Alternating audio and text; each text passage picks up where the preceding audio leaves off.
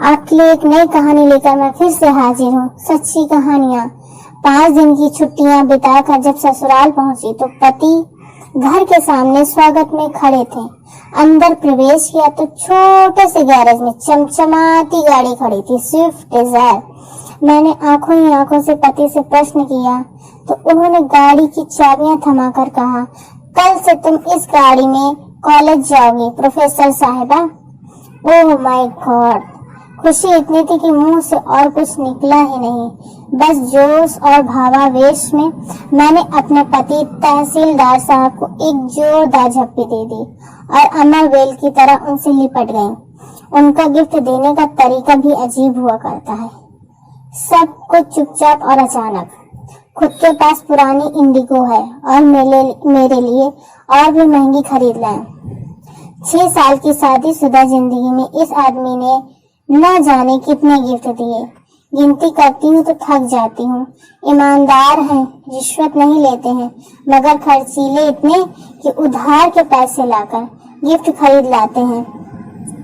लंबी सी झप्पी के बाद मैं अलग हुई तो गाड़ी का निरीक्षण करने लगी। मेरा पसंदीदा कलर बहुत सुंदर थी। फिर नजर उस जगह गई जहाँ मेरी स्कूटी खड़ी रहती थी। हठात वो जगह तो खाली थी। स्कूटी कहाँ है? मैंने चिल्लाकर पूछा। बेच दी मैंने, क्या करना अब उस जुगाड़ का। पार्किंग में इतनी जगह नहीं थी। मुझसे बिना पूछे बेच दी तुमने? एक स्कूटी ही तो थी, पुरानी सी। गुस्सा क्यों होती हो? उसने भावहीन स्वर में कहा। तो मैं चिल्ला पड़ी। स्कूटी नहीं थी वो, मेरी जिंदगी थी, मेरी धड़कनें बजती थी इसमें। मेरे पापा की इकलौती निशानी थी मेरे पास। मैं तुम्हारे तोहफे का सम्मान करती हूँ, मगर उस स्कूटी के बिना पे नहीं। मुझे नहीं चाहिए तुम्हारी गाड़ी। तुमने मेरी सबसे प्यारी चीज बेच दी, वो भी मुझसे बिना पूछे। मैं रो पड़ी। शोर सुनकर मेरी सास बाहर निकल आई। उसने मेरे सर पर हाथ फेरा तो मेरी रुलाई फूट पड़ी। रो मत बेटा, मैंने तो इससे पहले ही कहा था एक बार बहू से पूछ ले, मगर बेटा बड़ा हो गया है, अब तहसीलदार बन गया है, माँ की बात कहाँ सुनेगा। मगर तू रो मत। और तू खड़ा खड़ा अब क्या देख रहा है? वापस ला स्कूटी को। तहसीलदार साहब गर्दन झुकाकर आए मेरे पास। रोते हुए नहीं देखा था मुझे पहले कभी। प्यार जो बेइंतहा करते थे, याचना भरे स्वर में बोले, सॉरी यार, मुझे क्या पता था वो स्कूटी तेरे दिल के इतने करीब है। मैंने तो कबाड़ी को बेचा, सिर्फ 7,000 में। वो मामूली पैसे भी मेरे किस काम के थे। यूं ही बेच दिया कि गाड़ी मिलने के बाद उसका क्या करोगी? तुम्हें खुशी देनी चाही थी, आंसू नहीं। अभी जाकर लाता हूँ। फिर वो चले गए। मैं अपने कमरे में आकर बैठ गई, जड़वत सी। पति का भी क्या दोस्त था। हाँ, 1-2 बार उन्होंने कहा था कि इसे बेचकर नहीं ले लें। मैंने भी हंसकर कह दिया कि नहीं, यही ठीक है। लेकिन अचानक स्कूटी न देखकर मैं बहुत ज्यादा भावुक हो गई थी। होती भी कैसे नहीं, वो स्कूटी नहीं, औकात थी मेरे पापा की।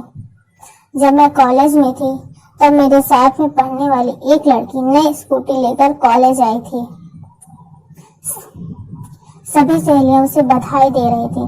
तब मैंने उससे पूछ लिया कितने की है। उसने तपाक से जो उत्तर दिया, उसने मेरी जान ही निकाल ली थी। कितने की भी हो, तेरी और तेरे पापा की औकात से बाहर की है। अचानक पैरों में जान नहीं रही थी। सब लड़कियां वहां से चली गई थी, मगर मैं वहीं बैठी रह गई। किसी ने मेरे हृदय का दर्द नहीं देखा था। मुझे कभी यह एहसास ही नहीं हुआ था कि वे सब मुझे अपने से अलग, गरीब समझती थी। मगर उस दिन लगा कि मैं उनमें से नहीं हूँ। घर आई तब भी अपनी उदासी छुपा नहीं पाई। माँ से लिपट कर रो पड़ी थी।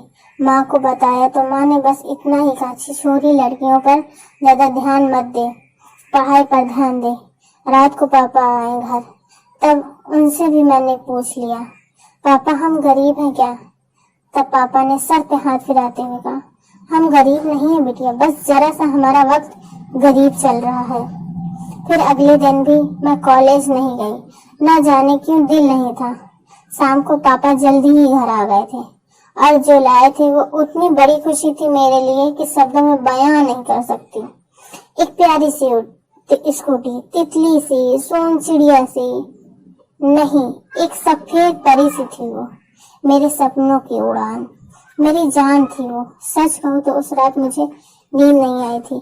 मैंने पापा को कितनी बार थैंक यू बोला याद नहीं। स्कूटी कहाँ से आई, पैसे कहाँ से आए, ये भी नहीं सोच सकी ज्यादा खुशी में। फिर 2 दिन मेरा परिश्रम चला। साइकिल चलानी तो आती थी, स्कूटी भी चलानी सीख गई।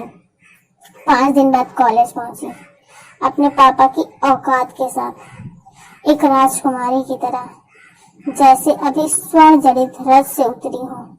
सच पूछो तो मेरी जिंदगी में वो दिन खुशी का सबसे बड़ा दिन था।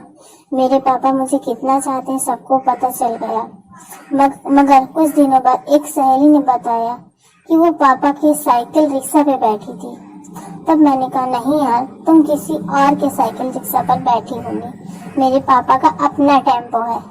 मगर अंदर ही अंदर मेरा दिमाग झंझना उठा था। क्या पापा ने मेरी स्कूटी के लिए टेम्पो बेच दिया था और 6 महीने से ऊपर हो गए, मुझे पता भी नहीं लगने दिया।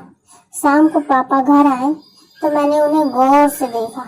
आज इतने दिनों बाद फुर्सत से देखा तो जान पाई कि दुबले पतले हो गए हैं, वरना ध्यान से देखने का वक्त ही नहीं मिलता था। रात को आते थे और सुबह अंधेरे ही चले जाते थे। टेम्पो भी दूर किसी दोस्त के घर खड़ा कर आते थे। कैसे पता चलता बेच दिया है। मैं दौड़ कर उनसे लिपट गई। पापा आपने ऐसा क्यों किया? बस इतना ही मुख से निकला। रोना जो आ गया था। तो मेरा गुरूर है बिटिया, मेरी आंखों में आंसू देखो तो मैं कैसा बाप, तेरी आंख में आंसू देखूं तो मैं कैसा बाप। चिंता न कर, बेचा नहीं है, गिरवी रखा था, इसी महीने छुड़ा लूंगा। आप दुनिया के बेस्ट पापा हो, बेस्ट से भी बेस्ट। इसे सिद्ध करना जरूरी कहाँ था। मैंने स्कूटी मांगी कब थी? क्योंकि आपने ऐसा 6 महीने से पैरों से सवारियां ढोई आपने। ओ पापा, आप कितनी तकलीफ झेली मेरे लिए। मैं पागल को समझ ही नहीं पाई और मैं दहाड़े मारकर रोने लगी। फिर हम सब रोने लगे, मेरे दोनों छोटे भाई, मेरी मम्मी भी। पता नहीं कब तक रोते रहे। वे स्कूटी नहीं थी मेरे लिए, मेरे पापा के खून से सींचा हुआ उड़न खटोला था मेरा, और उसे किसी कबाड़ी को बेच दिया। दुख तो होगा ही। अचानक मेरी तंद्रा टूटी। एक जानी पहचानी सी आवाज कानों में पड़ी, फट फट फट फट। मेरा उड़न खटोला मेरे पतिदेव यानी तहसीलदार साहब चला कर ला रहे थे, और चलाते हुए एकदम बुद्धू लग रहे थे, मगर प्यारे से बुद्धू। ऐसी और कहानियां